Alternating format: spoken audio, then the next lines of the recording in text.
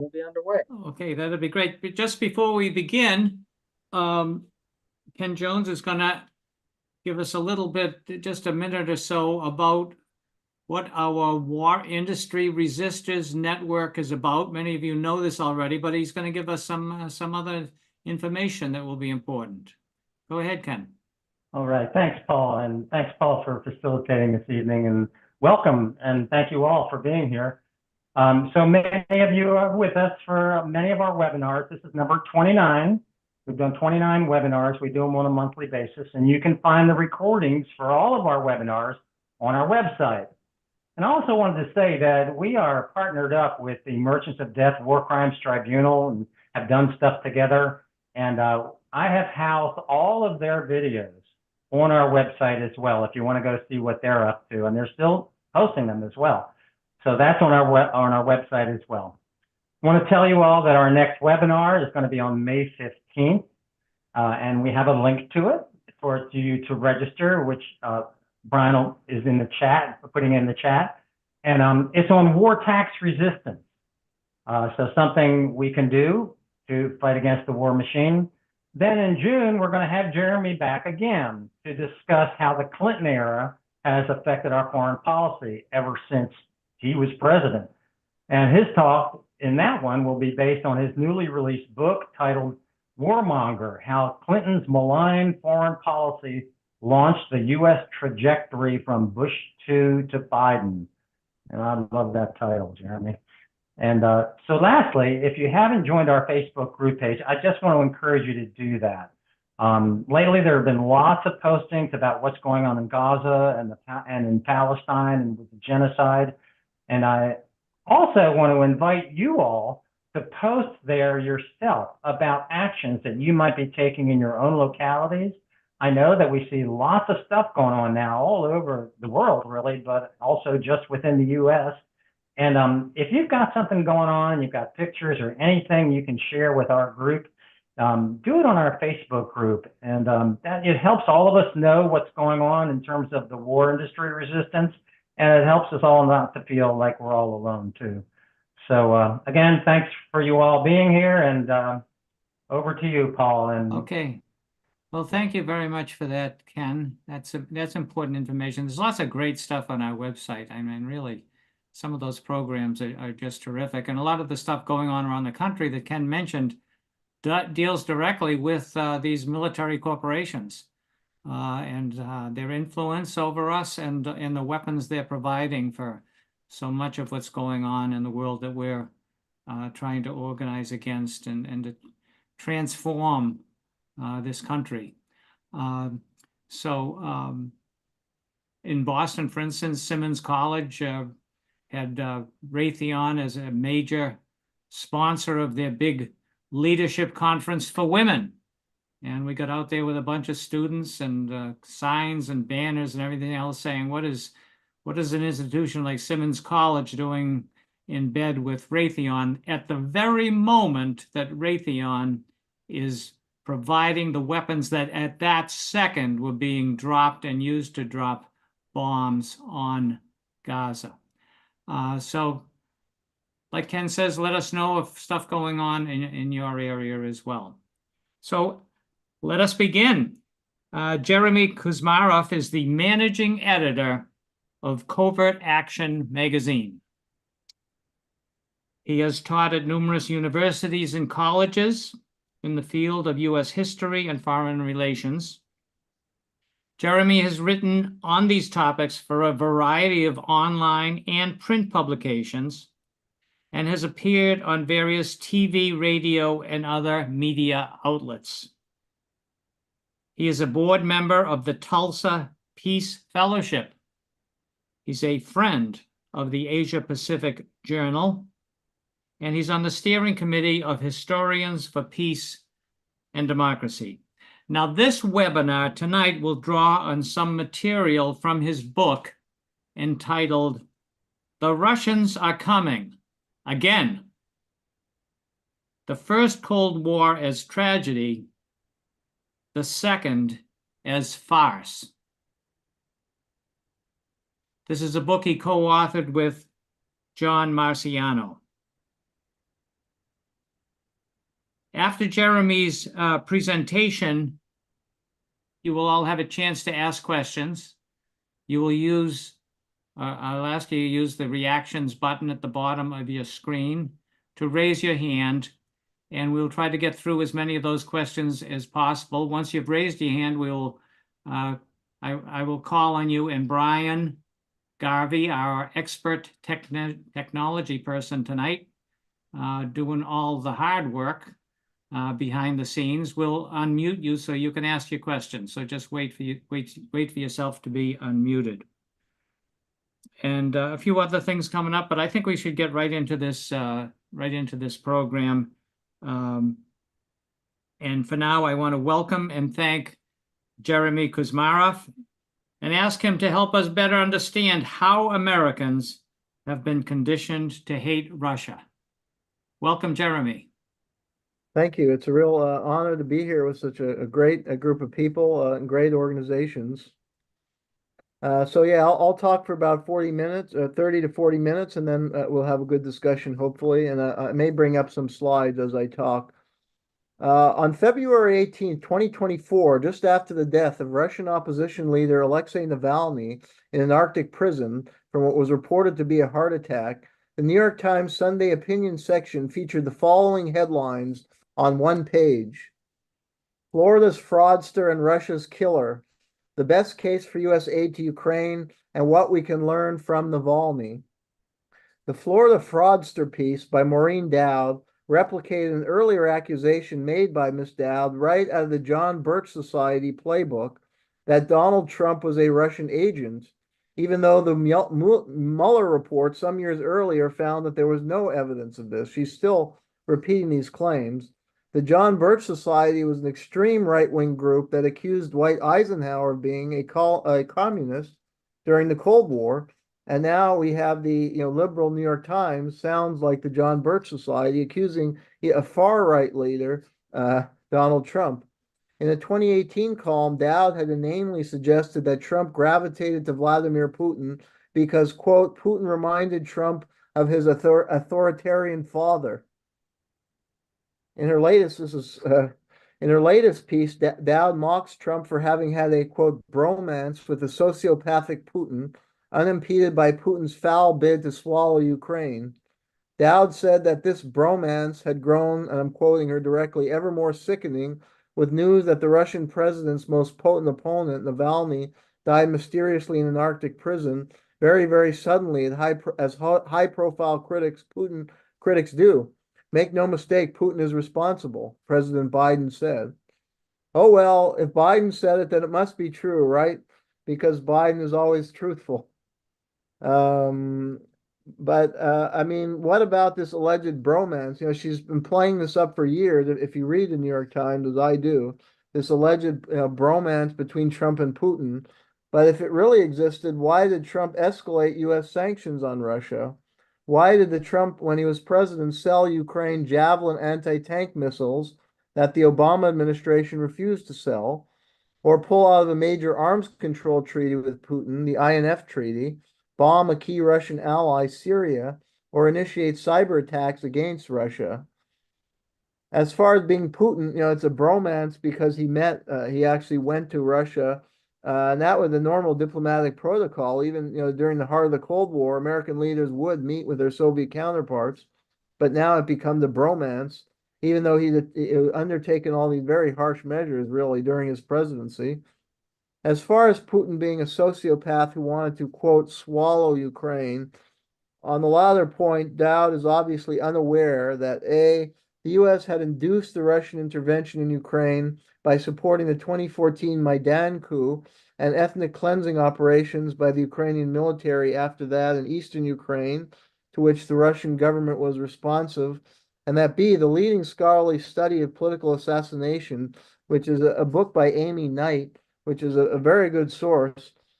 She's ardently anti-Putin, but she's an honest researcher and scholar.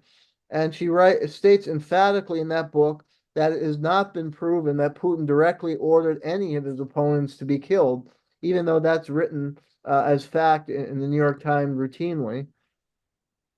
And then if Putin was a sociopath, I mean, certainly there are some dark aspects of his rule. But what about Volodymyr Zelensky? This is never reported on. Zelensky's administration has admitted to carrying out terrorist acts and killing dissidents, including the daughter of a and so we have no proof, according to leading scholarship, that Putin directly ordered killings. Maybe he did, but we don't have proof. In Zelensky's case, he's openly bragged about it, including the daughter of members of his government. The daughter of a prominent Russian philosopher was murdered in a car bomb attack. A pro-Russian blogger was murdered in a cafe. The head of the breakaway Donetsk People's Republic and former deputy of the Luhansk Regional Parliament.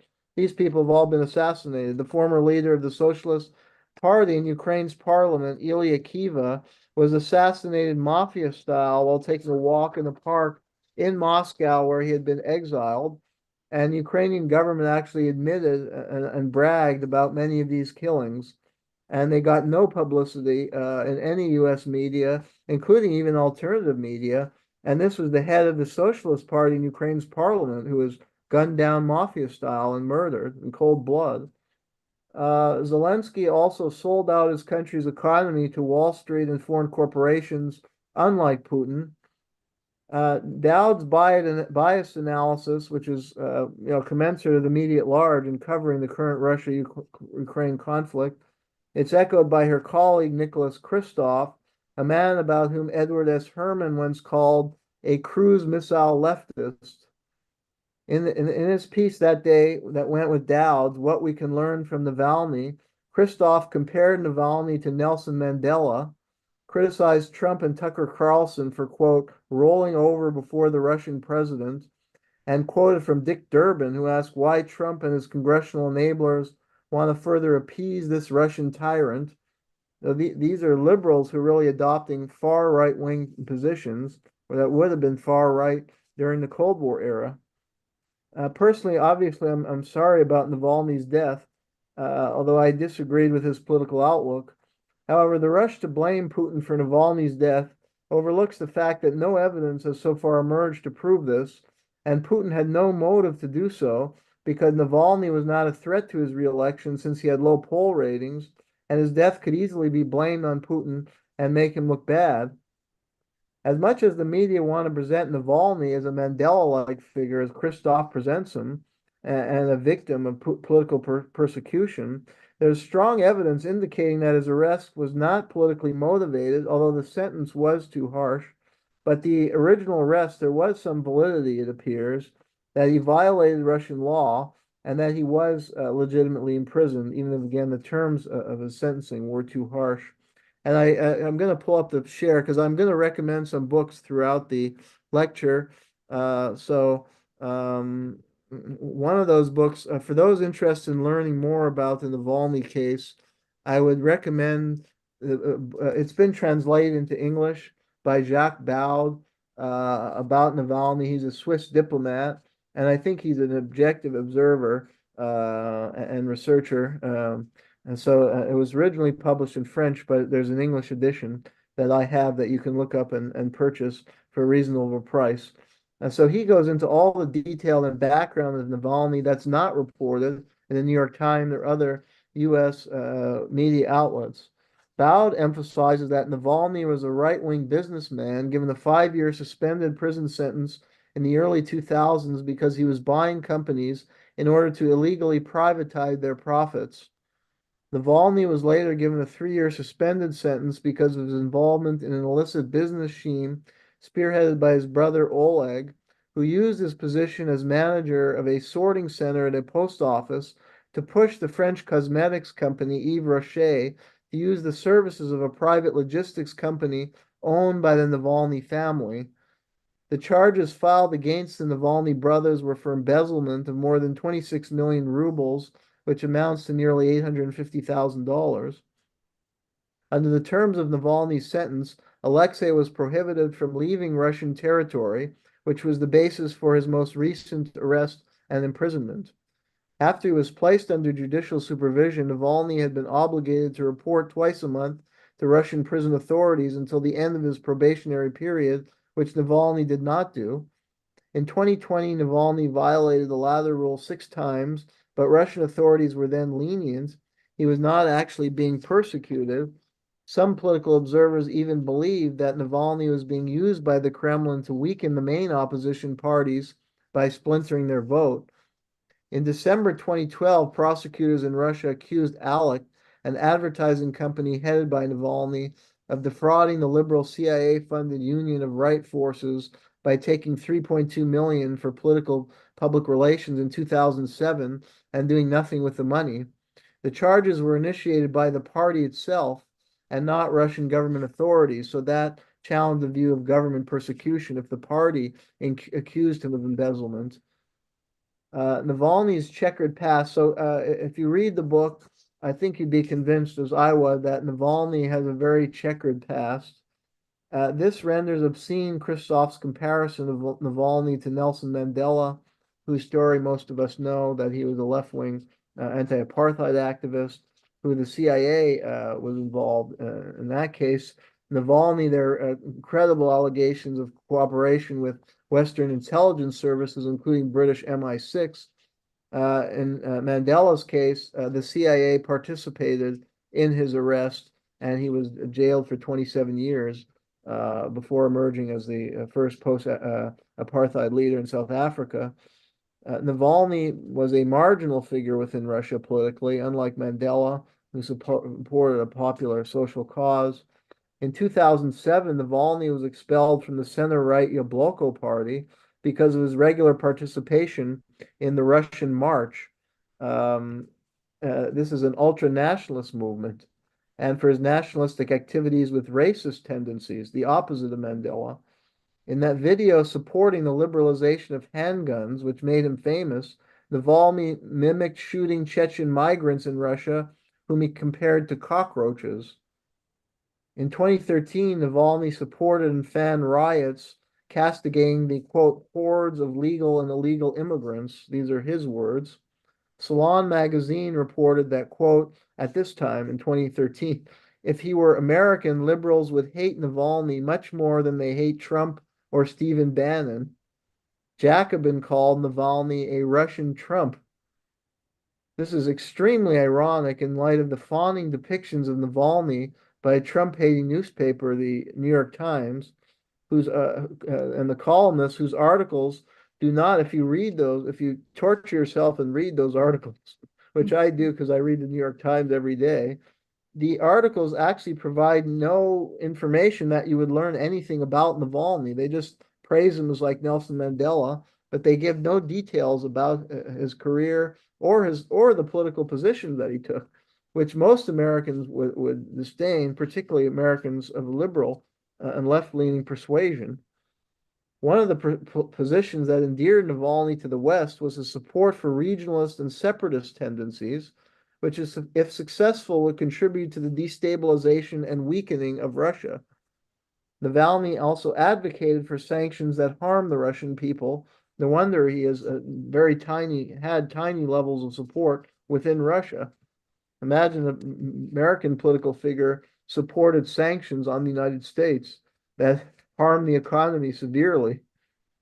These sanctions are being pushed by the United States in an attempt to weaken Russia and try and undermine the regime of Vladimir Putin, who, whatever his flaws, which are, I think, considerable, but the reason the United States hates him above all else is because he put an end to the looting of Russia that occurred under his predecessor, Boris Yeltsin, that allowed Western corporate interests to begin to gain control over Russia's rich natural resources and industry. Putin had been anointed as Yeltsin's successor, but restored Russian sovereignty over its economy and took measures to strengthen the Russian Federation and stand up against U.S. foreign policies like in Syria, which made him public enemy number one. The U.S. saw a great opportunity after the fall of the Soviet Union to dominate the entire Eurasian region, which is considered by imperial strategists like Zbigniew Brzezinski, following on the heels of the British and German imperial predecessors, as key to world domination, particularly because of its rich oil and gas resources. But Putin threatened to revitalize Russian power and limit American domination of Eurasia And so he became a target of a regime change operation that included U.S. support for Navalny, who was a good prospect for restoring Yeltsin-type policies.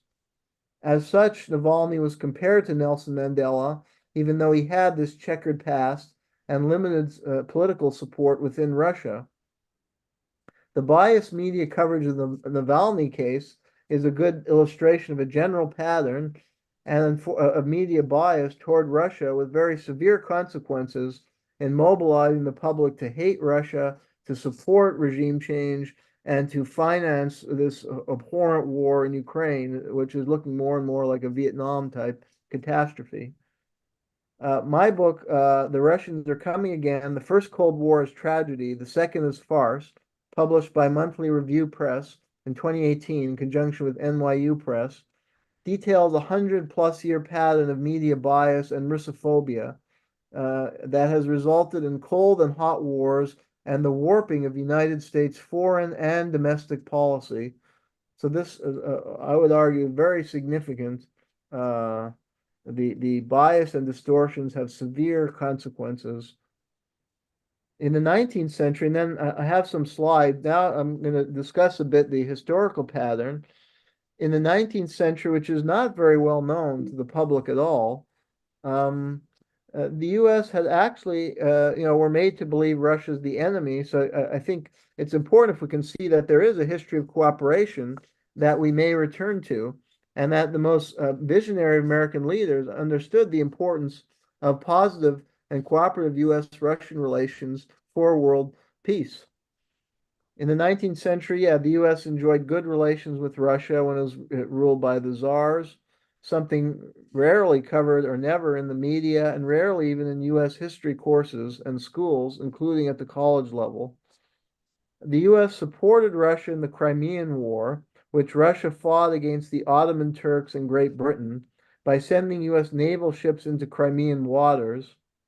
Russia returned the favor, sent the Imperial Navy's flagship Alexander Nevsky, I think I have a slide of that, along with 4 other vessels into New York Harbor at the request of President Abraham Lincoln 4 days after the Union defeat at the Battle of Chickamauga as a warning for the British and French to back off from supporting the Southern Confederacy in an attempt to weaken the United States during the Civil War.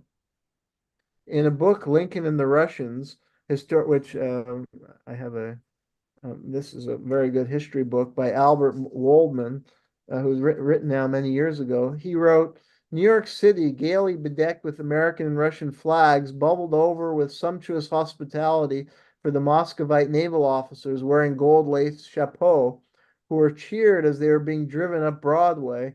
The city's merchants and businessmen gave a banquet in their honor at the Astor House, and there was a grand ball for the officers at the Academy of Music, which, according to the editor of Harper's Weekly, was undoubtedly the greatest ball ever given in this country, with the exception of the ball given to the Prince of Wales. Harper's Weekly specified that the feting of the Russian sailors had a political significance. Every U.S. citizen felt bound to do what in him lay to testify to the Russians our sense of gratitude for the friendly manner in which Russia has stood by us in our present struggle, while the Western powers have done not a little to work our ruin. How quickly we forget. U.S., and there may be some other photos, of this great ball in New York City, and Lincoln meeting with the Tsar Alexander. And this is a kind of suppressed history that could, I think, have an empowering effect in moving forward positively instead of so negatively what we see today. U.S.-Russian relations soured during the 1917-1918 Russian Bolshevik Revolution, which is when the media became increasingly hostile to Russia and began offering totally distorted coverage. Before that, there had been some Russophobic article, like a famous expose of the Tsarist prison system written by George Kennan Sr., father of the famed U.S. diplomat, which depicted Russia, as it is often depicted today, like Dante's Inferno, and as a backward totalitarian autocracy contrasted with the shining city on the hill, the United States, a supposed model of democracy. As if American prisons, were so great. I mean, he could have compared conditions in American prisons if they're bad in Russia. But when you don't do that, it makes it look like, it reinforces these stereotypes that he was advancing. A key reason the U.S. government hated and wanted to overthrow the Bolshevik regime was because the Bolsheviks had moved to nationalize industry, which undercut around $900 million in U.S. foreign investment in Russia prior to the revolution, which is billions in today's dollars. This accounted for the great hostility of U.S. plutocrats who convinced U.S. President Woodrow Wilson to invade Russia with 6 other countries in support of pro-Tsarist counter-revolutionary forces in a doomed intervention. Lieutenant Colonel John Cudahy, the future U.S. ambassador to Belgium, who became a lifelong pacifist after that horrific war, referred to the U.S. allies, championed by figures like J.P. Morgan and Winston Churchill, as, quote, the minority and ancient imperialists who are obstinately impervious to the new Russia flaming in revolution against age-long abuses and tyrannies.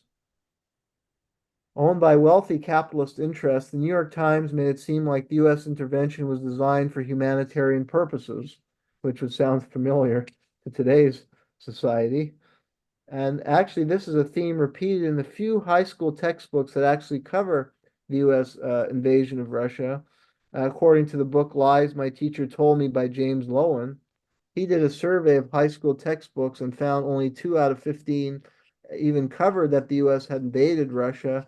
And those 2 textbooks repeated the claim that it was a humanitarian intervention and didn't discuss any of its ugly aspects. In fact, they claimed that the official claim was that the U.S. soldiers were sent to protect the Trans-Siberian Railway, but the lieutenant commander, William Graves, was outraged when he recognized the real purpose was to intervene in another country's civil war against the Bolshevik revolutionaries on behalf of the Tsarist officers who were largely discredited. The New York Times provided unequivocal support for these whites, who Cudahy called the minority and ancient imperialists, obstinately impervious to social change. The first major article in the Times was written by Arthur Copping, and it characterized the Bolsheviks, and to quote the article, as, quote, thieving, murderous, cowardly, and cruel, while the Allied invaders and whites were depicted as noble and heroic. Copping admitted that he knew the revolution only by hearsay, as he was reporting from a protected zone outside the country. So he never actually went in the country. He quoted from an ex-Petrograd professor. All of his sources were people allying with the whites and who were, caught up in were against the Reds and may have been forced into exile. One, an ex-Petrograd professor, alleged his son's playmate had been beaten over the head, stabbed, and thrown in a river by insensate Bolsheviki who had unleashed what Copping called the darkest chapter in Russian history. Repeating disinformation promoted by the U.S. Committee on Public Information, a Wilson agency which spread propaganda about Germany in support of U.S. intervention in World War I, Copping concluded that the sinister figure of the Hun lurks unseen behind the brutish figure of the Bolshevik, his victim and his tool. Subsequent articles by Copping quoted from opposition leaders who predicted the Bolsheviks' imminent demise and emphasized the gallantry of U.S. soldiers fighting against, quote, the lawless armed hordes stiffened and organized by the Germans in an attempt to create a free and enlightened Russia. A lot of the biased media accounts of this period drew from sensationalistic congressional hearings that were designed to mobilize public opinion in support of invading Russia. According to historian Frederick Schumann, these hearings depicted Soviet Russia as, quote, a kind of bedlam inhabited by abject slaves, completely at the mercy of an organization of homicidal maniacs, the Bolsheviks, whose purpose was to destroy all traces of civilization and carry the nation back to barbarism. This kind of depiction obscured the fact reported by the U.S. commanding general William S. Graves, a Texan, that of the Wilson Expeditionary Force. He said that the anti-Bolsheviks, the whites, killed 100 people in eastern Siberia, where U.S. troops were sent, to every one killed by the Bolsheviks. Graves was a Texan with experience fighting in the Philippines and with the Pershing mission in Mexico. He had gone into Siberia believing his mission was to uphold Soviet Russia's neutrality and protect the Trans-Siberian Railway, which was untrue. He wrote in his memoirs about being disheartened at how America's allies applied the word Bolshevik to most of the Russian people, including peasants opposed to a coup in Siberia by Admiral Kolchak, a U.S. strongman who sought to become the next czar. Graves helped to document massive crimes committed by Admiral Kolchak and other counter-revolutionary white forces operating under his command, whom Lieutenant Colonel Robert Eichelberger said carried out actions that would have been shameful in the Middle Ages. Just like Ukraine's atrocities today, these atrocious actions, which included wide-scale pogroms against Jews, were never reported in the U.S. media, just airbrushed.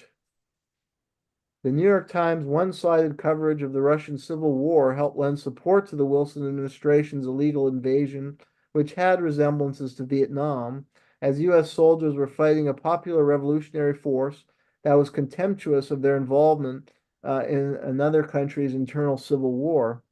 One soldier wrote in the poem, and I think I have the poem in my slides.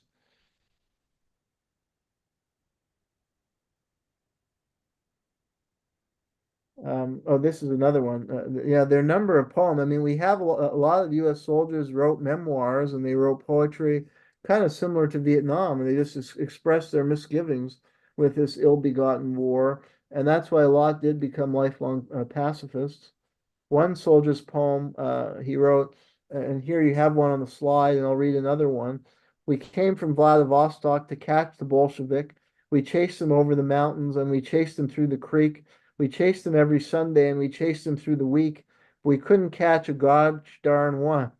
The bullets may whistle, the cannons may roar. I don't want to go to the trenches no more. Take me over the sea where the Bolsheviks can't get me. Oh my, I don't want to die. I want to go home.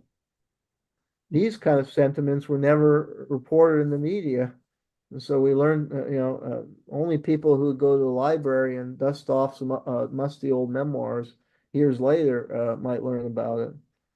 In 1920, famed journalists Walter Lippmann and Charles Murch, a future New York Times editor, published a study of media coverage of the Russian Revolution and Civil War in the New Republic, analyzing more than 1,000 issues. They concluded that the newspaper's news stories were not based on facts, but were determined by the hopes of the men who made up the news organizations. The newspaper referred to events that had not taken place, atrocities that did not exist, and reported no fewer than 91 times that the Bolshevik regime was on the verge of collapse. And it lasted another, 70 years. Lippmann's biographer, Robert Ronald Steele, summed it up. The news about Russia is an example of what people wanted to see, not what happened. Lippmann and Mertz noted critically, the main censor and the main propagandist was the hope and fear in the minds of reporters and editors.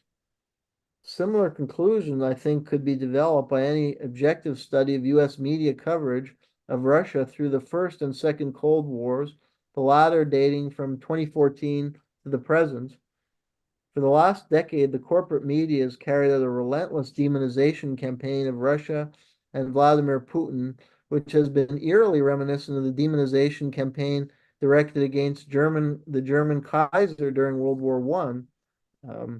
In showing a poster of a film, I think I have this poster, yeah. I showed this, I was covering World War I, of course I teach at community college, and I was showing the propaganda leaflets, and there was this film called The Beast of Berlin about the German Kaiser, and I joked to my students that I was waiting for the release of the sequel, The Beast of Moscow, about Putin. And that's how he'd been depicted. No nuance possible. Putin has been accused, no attempt to analyze why he has support in Russia, some of the achievements of his government.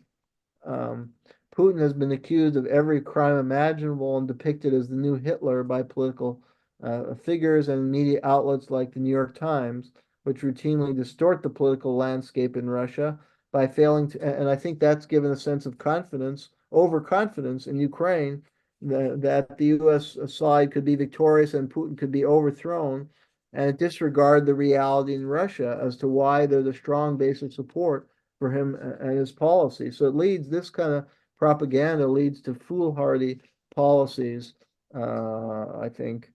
No attempt to explain in the propaganda why many of his policies resonate with Russians and why figures like Navalny and Western-backed dissidents who they champion are marginalized within Russia. During the Russia-Ukraine war, the Times and reporting on the Bucha atrocity was characteristic. It blamed Russia for an atrocity that the forensic evidence made pretty clear had to have been committed by Ukrainian Azov battalion soldiers. The Times also falsely accused Russia of paying the Taliban bounties for the killing of Afghan soldiers, in a story even the Pentagon repudiated, and I mean, these are just examples. For the last 10 years, they've been accusing Putin of every crime imaginable. I'm just giving a few examples. They even blame him for spreading the coronavirus in the United States. Anytime there's protests that break out, they say Putin's behind it. And then they blame Putin and Russia for the downing of Malaysian airline flight MH117. And all the evidence indicated a surface-to-air missile that only the Ukrainian Air Force possessed and not the Donetsk People's Army. And recently, the International Court of Justice refuted some of Ukraine's claims.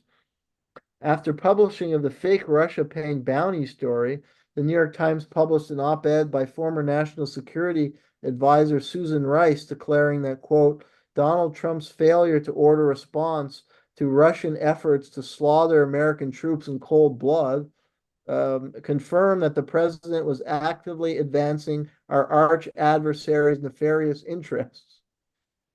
This is just utter nonsense that they're printing.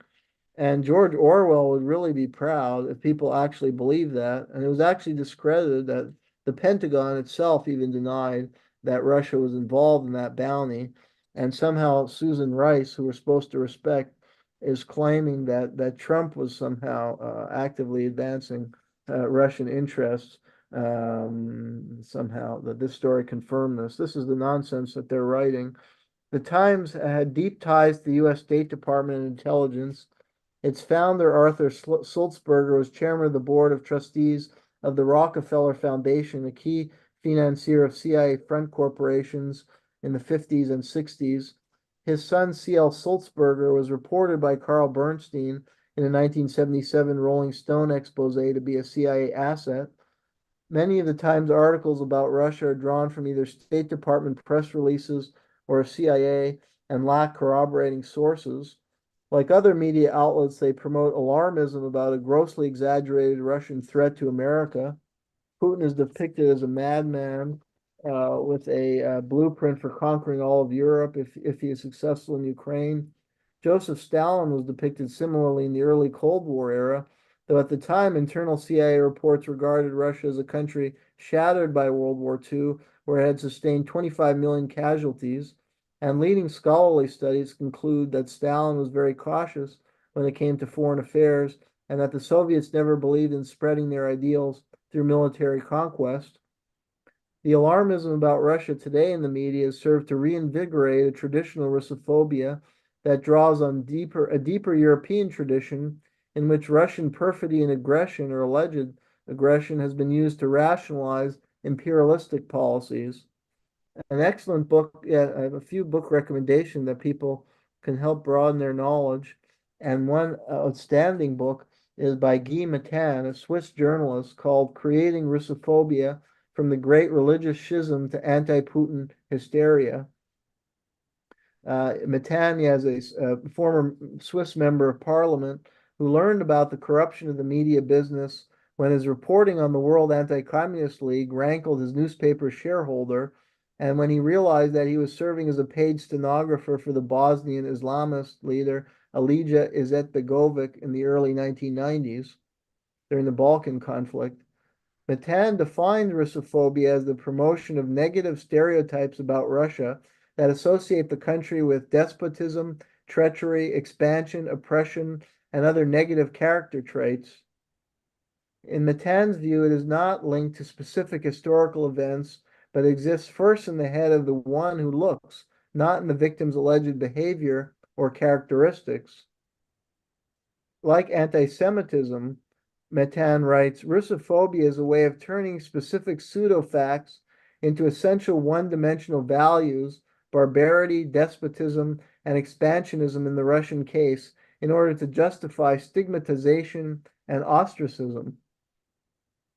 He dates the origin of Russophobia back to a schism in the church during the Middle Ages, when Charlemagne was crowned emperor of the Roman Empire and modified the Christian liturgy to introduce reforms execrated by the Eastern Orthodox churches of the Byzantine Empire. Matan writes that the Europe of Charlemagne of the year 1000 was in need of a foil in the East to rebuild herself, just as the Europe of the 2000s needs Russia to consolidate her union. Before the schism, European rulers had no negative opinions of Russia. When Capetian King Henry found himself a widower, he turned toward the prestigious Kiev kingdom 2,000 miles away and married Vladimir's granddaughter, Princess Anne. The main goal of the new liturgy adopted by Charlemagne was to undermine any Byzantine influence in Italy and Western Europe. Over the next century, the schism evolved from religious into a political one, according to Matan. The Pope and the top Roman administration made documents disappear and truncated others in order to blame the Easterners. Byzantium and Russia were rebuked for their Kaiseropapism, or Oriental-style despotism, which could be contrasted with the supposedly enlightened democratic governing system in the West. Russia was particularly hated because of the defied efforts of Western European countries to submit to their authority and impose Catholicism. In the 1760s, French diplomats working with a variety of Ukrainian, Hungarian, and Polish political figures produced a forged testament of Peter the Great, purporting to reveal Russia's grand design to conquer most of Europe. This document was still taken seriously by governments during the Napoleonic Wars, and as late as the Cold War, President Harry Truman found it helpful in explaining Stalin. In Britain, the Whigs, who represented the liberal bourgeois opposition to the Tory government and its program of free trade imperialism, were the most virulent Russophobes, much like today's Democrats in the United States. The British media also inflamed public opinion by taking hysterical positions against Russia, often on the eve of major military expeditions. The London Times during the 1820s Greek Independence War editorialized that, quote, no sane person could look with satisfaction at the immense and rapid overgrowth of Russian power. The same thing was being written in the New York Times and by liberal intellectuals in the 2010s and 2020s. A great example of the Orientalist stereotype was Bram Stoker's novel Dracula, whose main character was modeled after Russian ruler Ivan the Terrible, as if no English ruler in history was cruel either. The Nazis took Russophobic discourse to new heights during the 30s and 40s, combining it with a virulent anti-Bolshevism and anti-Semitism. A survey of German high school texts in the 60s found little change in the image of Russia. The Russians were still depicted as primitive, simple, very violent, cruel, mean, inhuman, cupid, and very stubborn. The same stereotypes have been displayed in many Hollywood films during the Cold War, where KGB figures were particularly maligned. No wonder that when a former KGB agent, Vladimir Putin, took power, people went insane. Russophobia in the United States has been advanced most insidiously by the nation's foreign policy elite, who have envisioned themselves as grand chess masters seeking to checkmate their Russian adversary in order to control the Eurasian heartland. This view is little different from European colonial strategists who had learned of the importance of molding public opinion through disinformation campaigns that depicted the Russian bear as a menace to Western civilization. Requirements in the domestic U.S. political economy today require a constant stream of enemies led by the big bad Russians at the top, as a fearful public will support ridiculously high military budgets that provide a boondoggle for military defense contractors and impoverish the rest of us. It can be a fun exercise to look back at Cold War propaganda and see how silly some of it is, but this exercise devolves into tragedy when we begin to consider the real-life implications of the permanent warfare state and economy on Americans and on people around the world. The only antidote I see is grassroots or educational efforts like the program tonight and alternative media projects that can alert people to the bias patterns in the media and agendas behind them and present more rational, respectful, and nuanced depictions of Russia and Russian politics and critical perspectives on US-Russian relations, which is what I have tried to do in my book and in this seminar tonight. Educational efforts can focus on the historic friendship between the two countries and how mutually beneficial it was, and on the famous Elbe River meeting, which is another slide I have somewhere.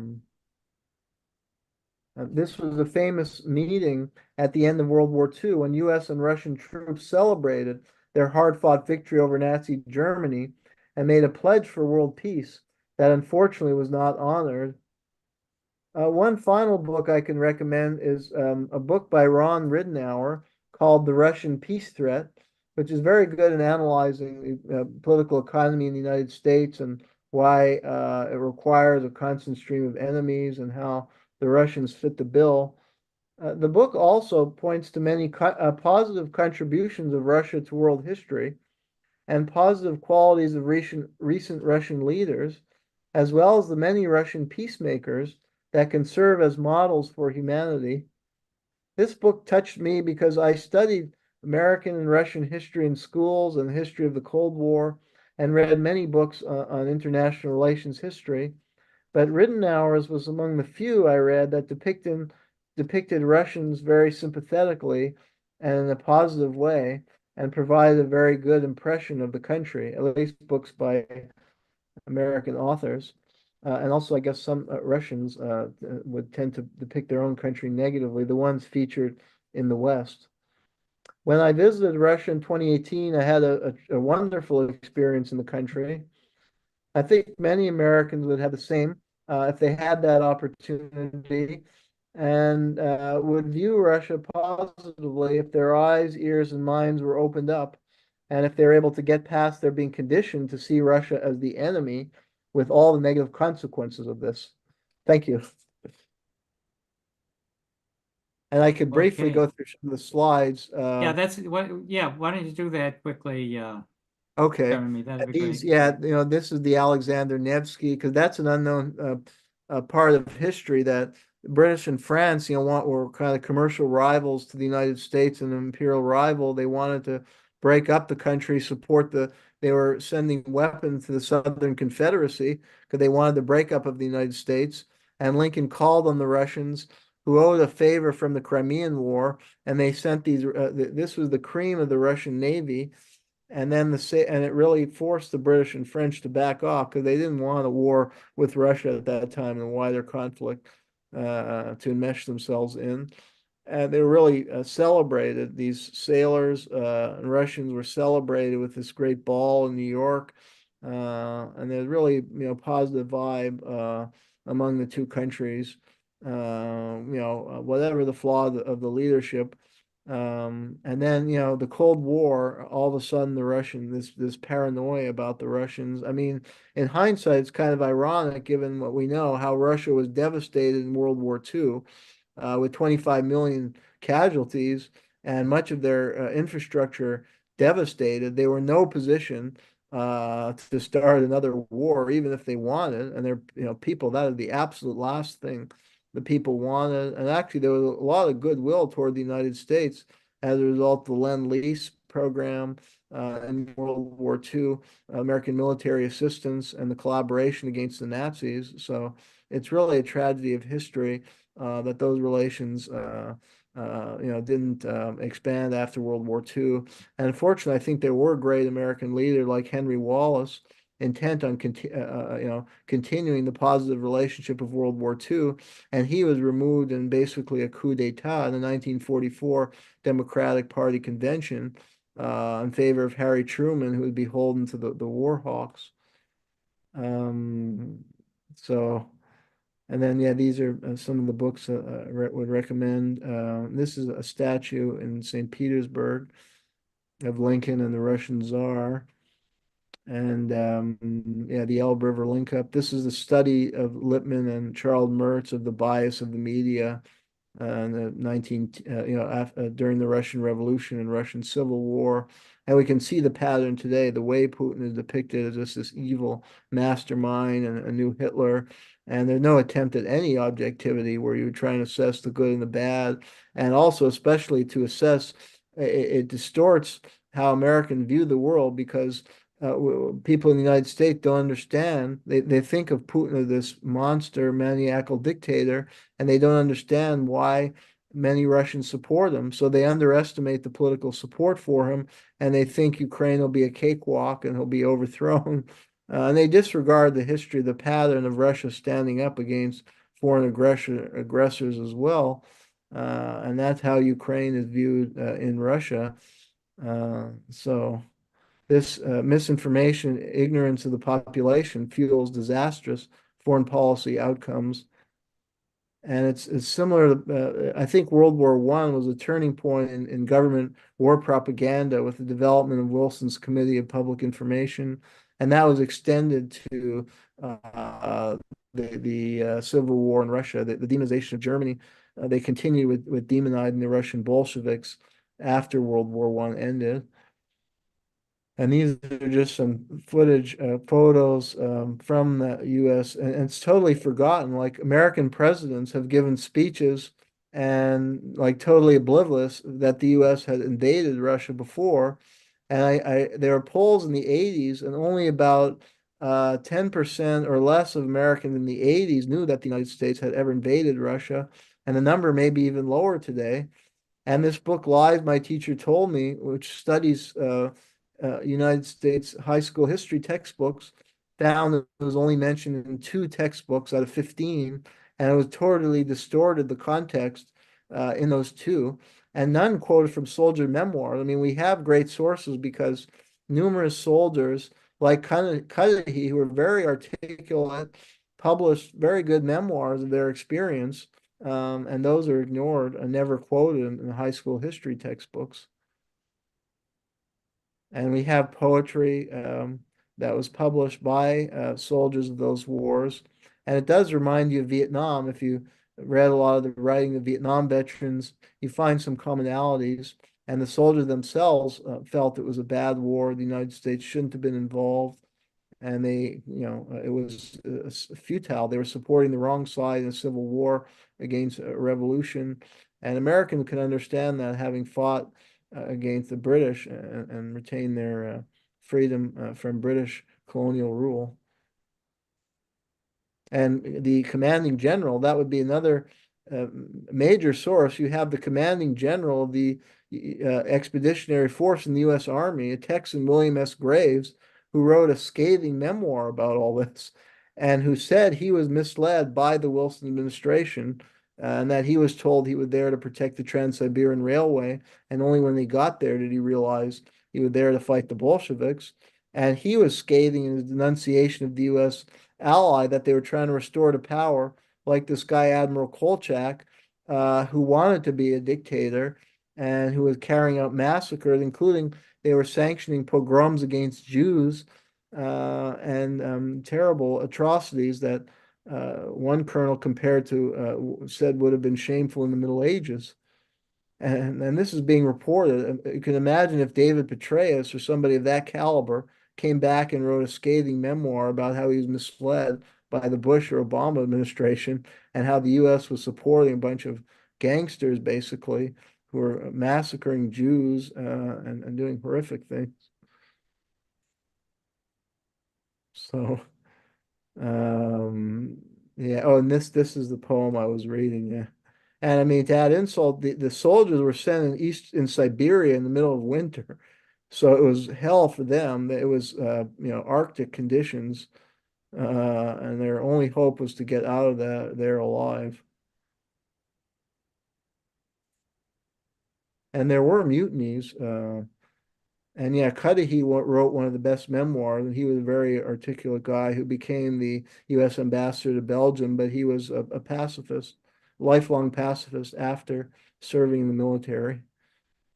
And he called it a felonious undertaking. It was an illegal invasion. It was never sanctioned by Congress, and it was based on lies to the American public, which is unfortunately the pattern we've seen in American war making, as this group is well aware.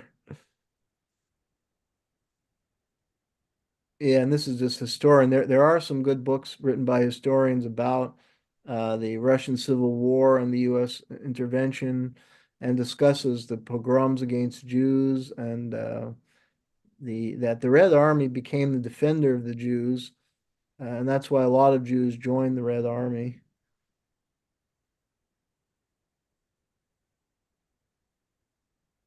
So that's it. Okay. Well, Jeremy, thank you so much for all that. We are going to go into a period of questions and go till 8:30 this evening because of how important this topic is. And but before we do that, we just note, of course, that incredible things are happening as we speak in a number of places, and perhaps the worst being in Gaza.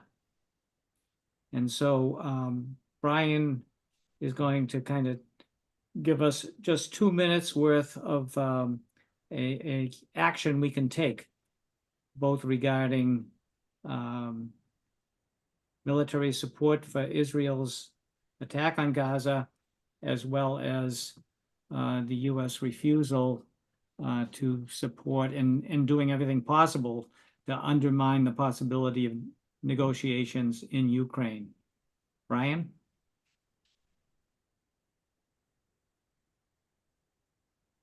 Give me one sec to put myself on screen. And thank you, Jeremy, for that great presentation. Knowing the history, knowing the background, getting that community education is key to activism.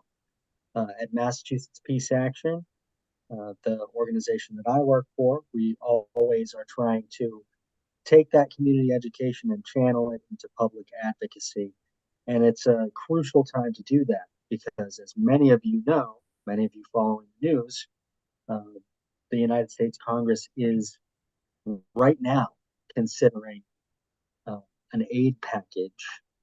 Really, we're talking mostly about weapons that would amount to some $60 billion to put into the Ukraine war that is already at stalemate, and now considering $26 billion to give to Israel in the midst of a genocide in Gaza. So now is a good time to get in touch with your member of Congress and demand that they vote no. No for more money to the military-industrial complex. No for a war whose aim is really to weaken Russia. And no to support for an act of genocide, which is not too much to ask.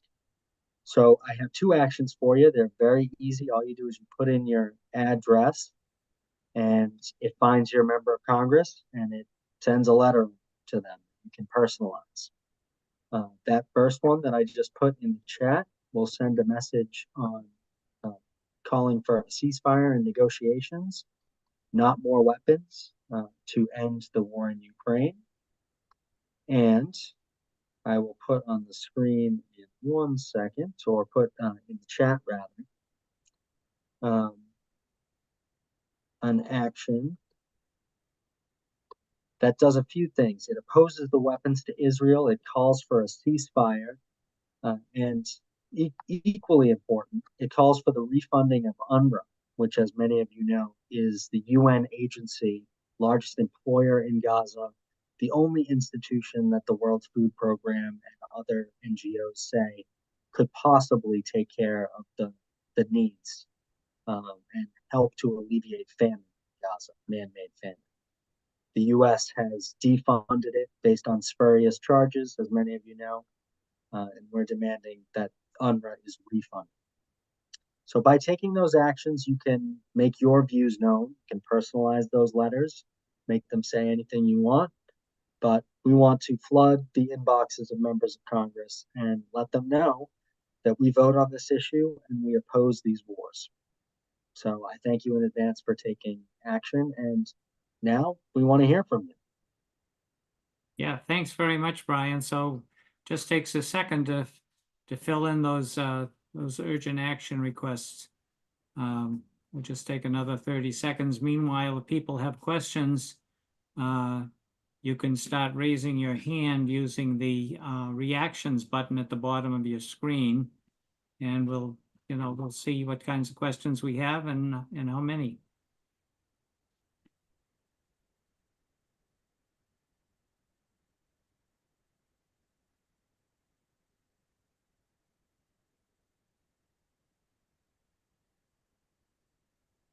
And I do want to let people know that we will also be sharing those links to send messages to your members of Congress, anti-war messages, in a follow-up email along with the recording. And I do encourage you to spread those to friends and family, along with the recording, so we can get this information out as widely as possible. That's right, and we'll include with that a recording on tonight's program for people who may want to go over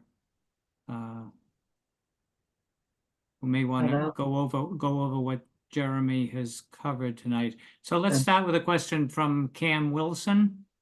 Cam, if you could, we'll unmute you a second if you could just ask your question. Yes, the book that he recommended, Russian peace threat. Does that cover the Bolshevik Revolution and up to the present, up to Putin? Yeah, it is. It does have a lot of historical analysis. It does, yeah. It has a lot also on Putin's background. It presents a much more positive view of Putin going back to his time when he worked in Moscow. He's done a lot of good research. But yeah, I believe it has a lot of historical coverage, including that period of the Russian Revolution. It's a very good book, yeah. Thank you. Okay, thanks a welcome. lot, Cam. Bernie Holland. Bernie, do you have a question? Yeah. Hi, Jeremy. Hi. Great presentation, as always. Thank you. I'd like to ask you to talk about the Russian Federation Children's Commissioner, Maria Belova, who was appointed by Putin to rescue the children from Ukraine who were being traumatized by the shelling of Donbass and Luhansk republics. And they were rescued from the war zone and taken to some sort of decommissioned holiday camps and whatever in Rostov-on-Don and other places, where they were treated to musical lessons and path. I've got a lot of information about this, which was sent to me by a lady by the name of Sonia van den Ende, who she's written articles for Covert Action magazine, and she's sending me material by the week about what's going on. She's in exile in Moscow. She's from the Netherlands. This is for the this, Joe. This is for the benefit of the audience. That she was a journalist from the Netherlands who lost all her benefits in the Netherlands. She was blacklisted. She lost all her couldn't do any banking or anything. So she went to live in Moscow, and she's on TV programs and chat shows and all these things. So I just wondered if you wanted to talk about this ICE International Court of Criminal, not the ICJ. We're talking about the International Criminal Court and the Karim. What's his name? The guy who's Karim somebody who's the judge of it. And the warrant for Putin's arrest to bring him to the International Criminal Court on charges of kidnapping his children. There's another another example to add to all the copious research you've done to to make Putin look like persona non grata. So, have you anything to comment about that, Jeremy? Well, I would agree with you. I've looked into that a little bit. There were some good articles on the Gray Zone project that were from journalists who had been in the region, who visited some of these camps, and found that these were kids who had been orphaned or whose parents may have sent them away from the war zone because they were running programs for kids where they could do normal kid thing, do sports or drama, like summer camps. And these are kids, and their parents wanted them to get out of that terrible war zone in eastern Ukraine. And that's what, the media was not reporting, that these kids have to live in that horrific situation, that was caused by the United States and Ukraine. And I mean, the data show that Ukraine is the one who's carried out, I mean, the UN numbers, even before the special military operation commenced, had Ukraine committing something like 80% of the shellings. And Jacques Baud I would recommend Jacques Baud's writings. I think he's a very objective observer, and he sticks to the facts, and he's not Russophobic in any way.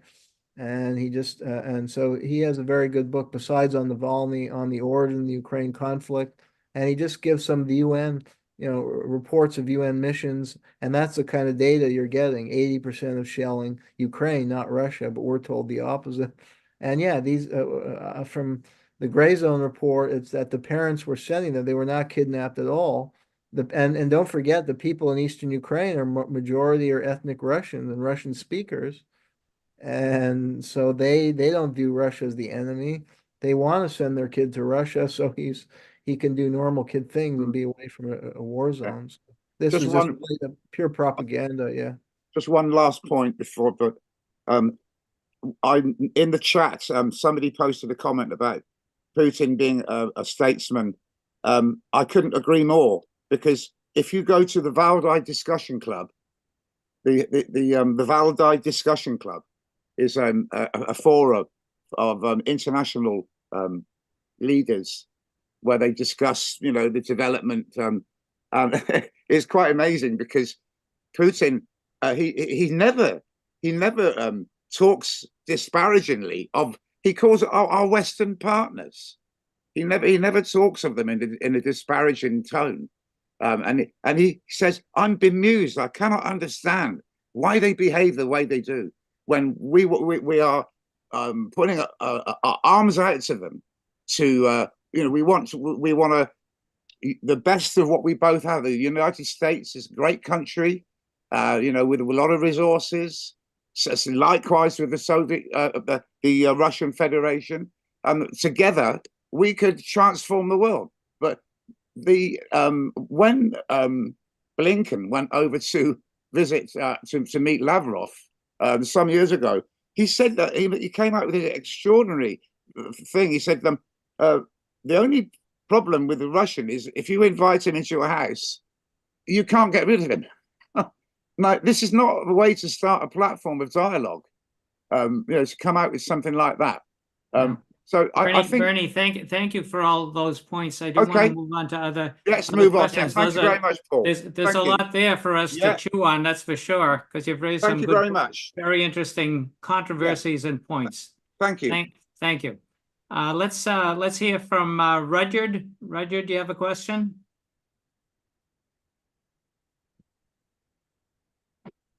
I'm sorry, Rudyard. Can we unmute Rudyard, Brian? Or is he Can you hear me? Yes, we can hear you now. Okay. Thanks, Brian. I was interested in how the United States weaponized the dollar in freezing Russians' foreign currency reserves. What do you see for the potential for that to backfire, such as the recent rise in the gold price, and apparently central banks around the world trying to find alternatives to the US dollar hegemony?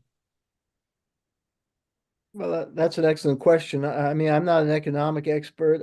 I know the general pattern, yeah, that we're seeing a lot of these, this economic warfare that the United States has imposed on Russia is backfiring in general. I mean, I think the grand design, and this gets at, yeah, I think how that, my point that the media has kind of diluted the public as well as policymakers who thought it realistic to remove Putin and to impose somebody like Navalny.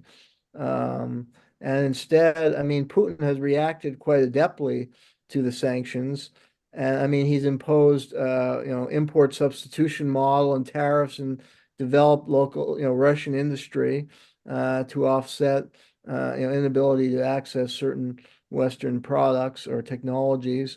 He's fortified his relationship with China, with Iran, with many other countries. With he's fortified development of the Eurasian Union. So I mean, Russia is emerging stronger, and I mean the sanctions are hurting certain U.S. companies. It's hurt Europeans with the rising cost of of natural gas and heating. So I mean, yeah, these are not good policies from our point of view of Americans, and I think what you're pointing to is yet another potential negative consequence. So I mean, as far as the great game, Brzezinski and the people who think like him thought they're being so clever and going to checkmate Russia, but it looks like Russia is checkmating America. Thank you. Thank you. Thank you, Roger.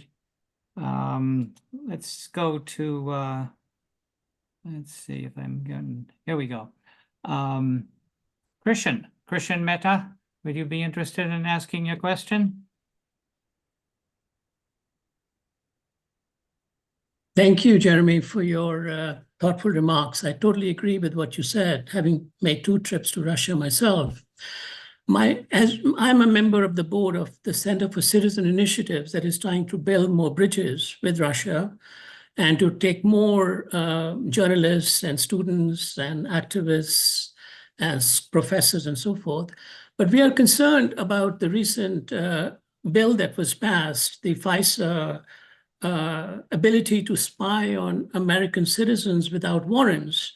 Because as we try to build bridges with Russian groups, whether it is in Kazan or Moscow, and arrange for collaboration and trips, it is possible that those groups could be under surveillance by US intelligence agencies, and indirectly, without a search warrant, all of us, American citizens, could be subject to the same surveillance.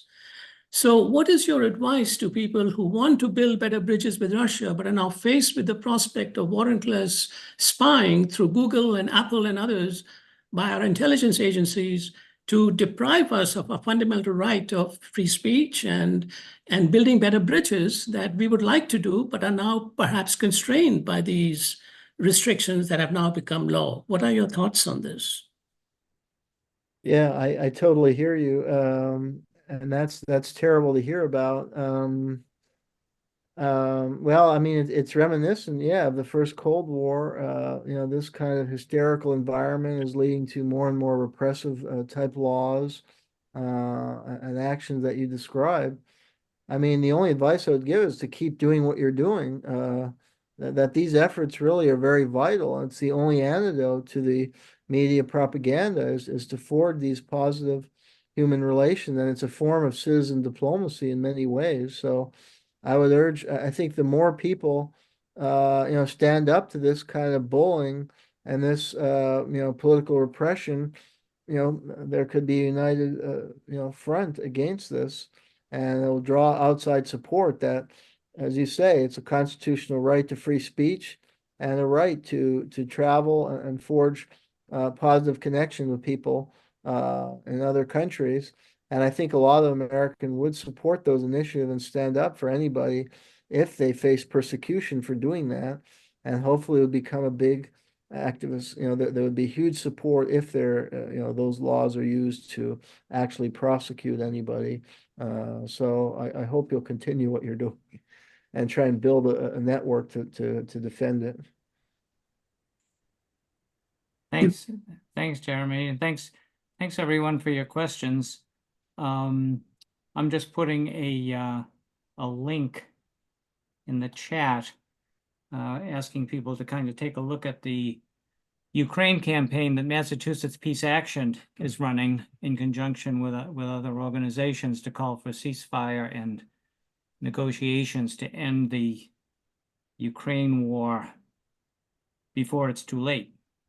And so please, if you do get a chance to click on this link and kind of take a look at what this campaign is all about, and if you see it as something that you support, please, we hope you'll get involved with us by clicking the link there in this report and joining up, because we're going to need all the help we can get given the perceptions of what's happening in Ukraine going on in the media right now. Did I see Cam Wilson have another question? Cam? Did I just mute myself, or can you hear me? Yeah, we can hear you. Yeah. Good. Can I ask one quick question and then a little longer one? The quick one is it true that the Russians were the ones that liberated most of the concentration camps at the end of World War II? Yeah, yeah, they liberated a huge number. Yes. And the longer question is related to the one that the other person just asked. Is RT a good source of information, and do they have comments, and are our comments going to be deleted from that the way our comments are deleted from other places when we say something about Russia not invading Crimea, but the fact that the Crimeans voted to join Russia, and if we put that in the comments, they get deleted. And so the question is whether RT has good information. I think Breakthrough News has good information about Russia too. Okay, RT. Well, I mean, every media may have their bias. RT would represent the view largely of the Russian government. So I think, yes, it's very good to view that to counterbalance the media here. I mean, they may have their own bias on some stories. So you should read every media with some critical ability, but you will find a lot of good insights from reading RT, and you'll gain a better understanding on the Russian viewpoint on many issues and political developments. And then you'll get some reporting that you wouldn't get here, exposés of some of the things that the United States may be doing, U.S. interference that'll be not reported in the New York Times or our media. So I think it is very valuable to read RT. Do they have comments? That I don't know. I don't know if they erased the comments. I don't know. Have you heard of Breakthrough News?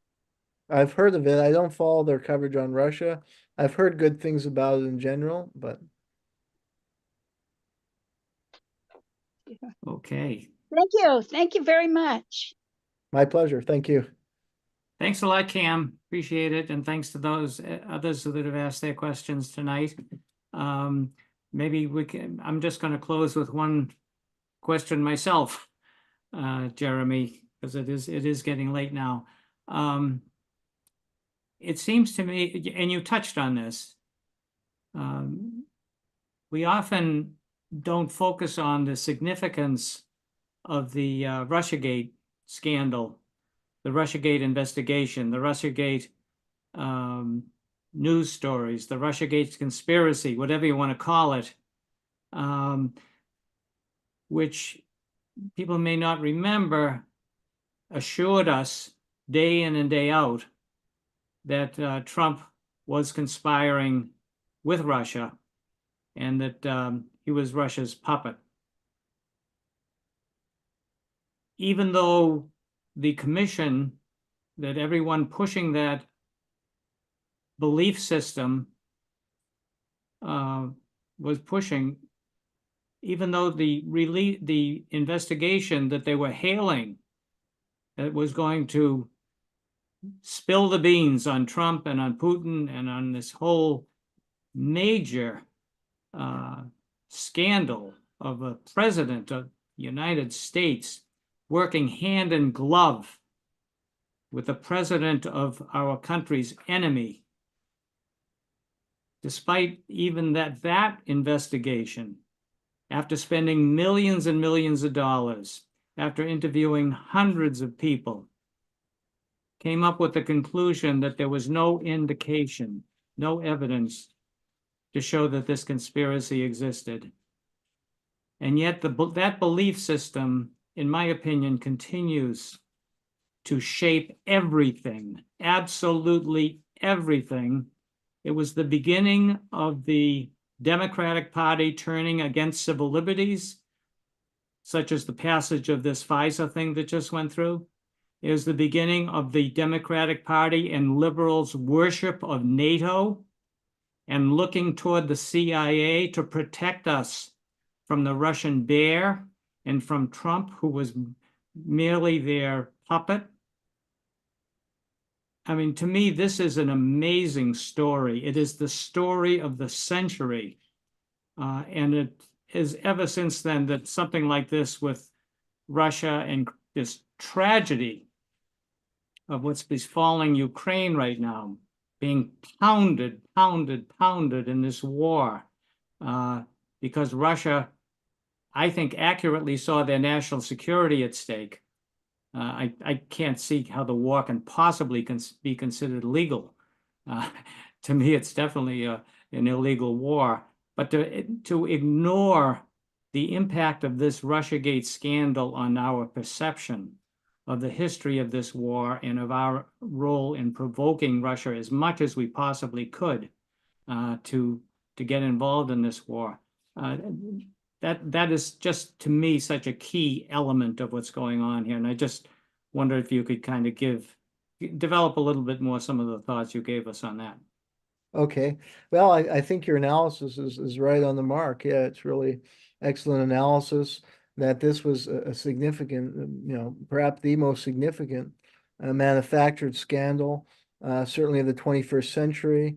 And that probably was its intent, to condition, there was a twofold intent of trying to undermine Trump, who I think the national security bureaucracy had its own reasons. I mean, there are many legitimate reasons to fear and disdain Trump, but they had their own reason, which was, they wanted a Biden type figure to carry out U.S. foreign policy. I mean, Trump was probably seen as too erratic.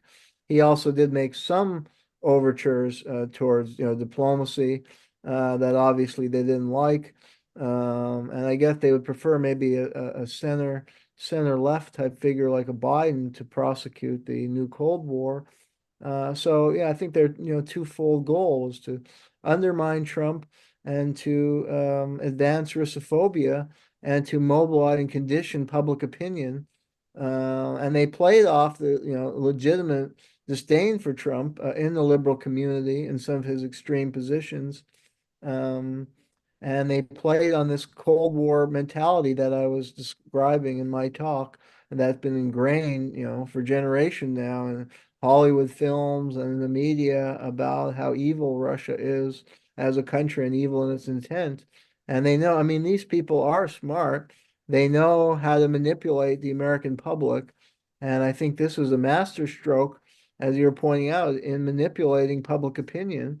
And the polls show that. For the research I did for my book, I did see, look at some polls, and in the early 2000s, like liberal Democrat overwhelmingly favored having positive relations with Russia, and like people would be asked questions in the polling, how do you view Russia? And the overwhelming majority would say, very positively, yes, we should have good relations with Russia. If Putin came up, they would usually say nothing really negative about him. Because, I also went into it in the book that when Putin first came in power, and it looked like he was going to be the successor of Yeltsin, he was presented very positively in the New York Times, and they had a lot of positive descriptions of him. But it was only as the 2000 went on, he became more defiant. He didn't go along with the United States in Iraq. He was going after some of the local oligarchs that may have ties in the West. Then the Georgia intervention, and he gave a speech at Munich, in 2007 Munich Security Conference, kind of criticizing U.S. overreach. That's when the media started whipping into high gear against him. And you see the shift in the polls show that as the Russiagate scandal was unfolding, the percentage who viewed Russia positively plummeted, especially among liberal Democrats. And now those have the lowest, like liberal Democrats have the highest support for Ukraine military aid even now, and have the most negative view about Russia and Putin. And so I think that it was really a propaganda operation targeting liberal Democrats and getting them to support the war in Ukraine and aggressive regime change policy in Russia.